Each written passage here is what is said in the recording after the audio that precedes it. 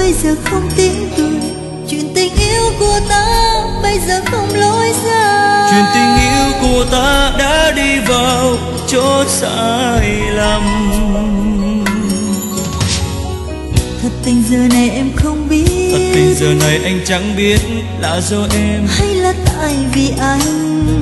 Thật tình giờ này em không muốn, thật tình giờ này anh chẳng muốn nói ra đây câu biệt ly. Giờ hai đứa để lại nỗi đau, lặng nhìn nhau mà lòng xót xa. Tôi từ đây chẳng cần nhớ nhau làm gì, em cầu mong anh vui bên người yêu mãi. Sao em cứ trọn đời mãi yêu, mà sao em lạnh lùng bước đi. Trên trời cao còn lại vì sao ngày xưa Chứng cho chuyện tình chúng mình, nhưng không còn lung linh như ngày xưa.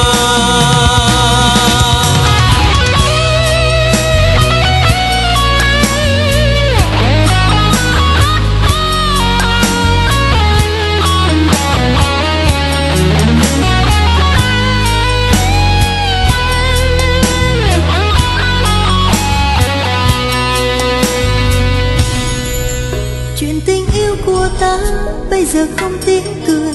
Chuyện tình yêu của ta bây giờ không lối ra. Chuyện tình yêu của ta đã đi vào chỗ sai lầm.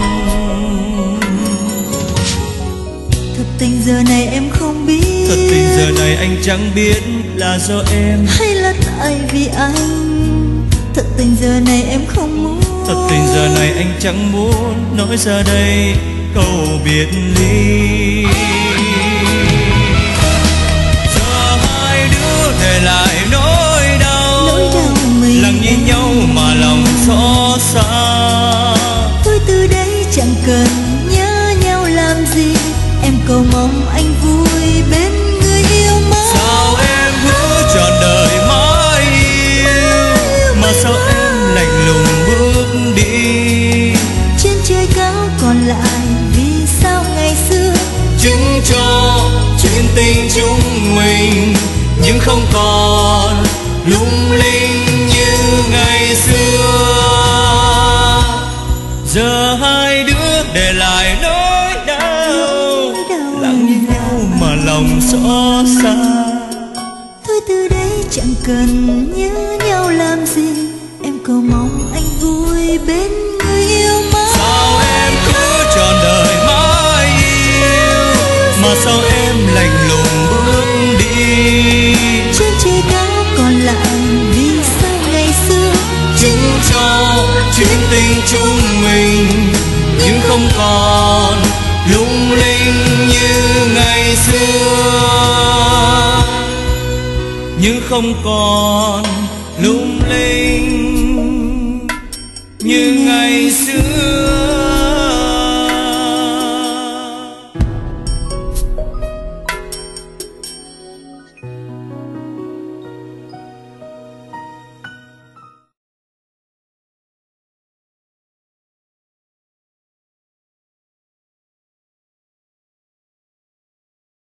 是幸福越害怕，怕它会结束；越拥抱，却越是孤独。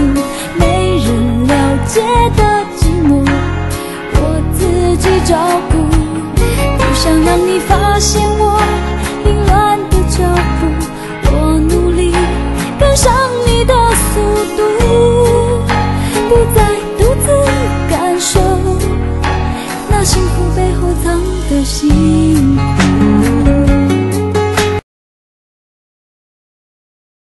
Không giờ rồi anh ngủ đi thôi, hơi đâu mà lo lắng anh ơi.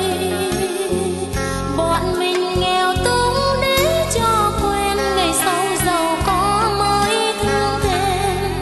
Chẳng lẽ nghèo hoài hay sao? Không giờ rồi anh biết chưa anh, sao anh còn thao thức trong đêm?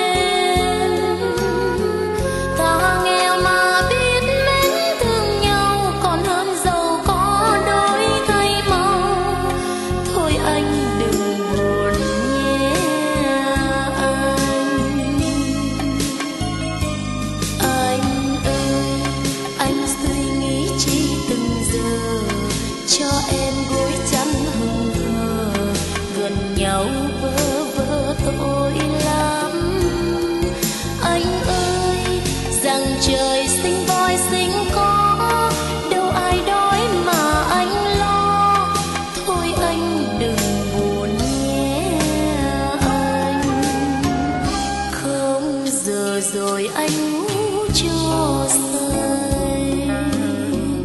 Mai đây còn lo kế sinh nhai, giờ bọn mình vẫn trắng đôi tay, vẫn tin hạnh phúc ở tương lai, không bao giờ tình nhạt phai.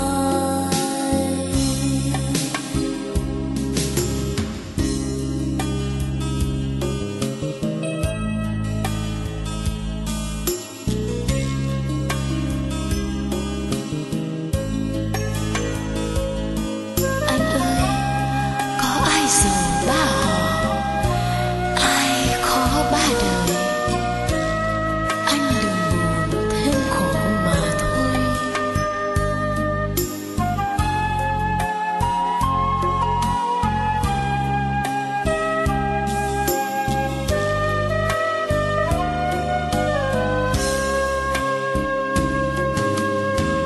Không giờ rồi anh ngủ đi thôi, hơi đâu mà lo lắng anh ơi. Bọn mình nghèo túng để cho quên, ngày sau giàu có mới thương thêm, chẳng lẽ nghèo hoài hay sao? Không giờ rồi anh biết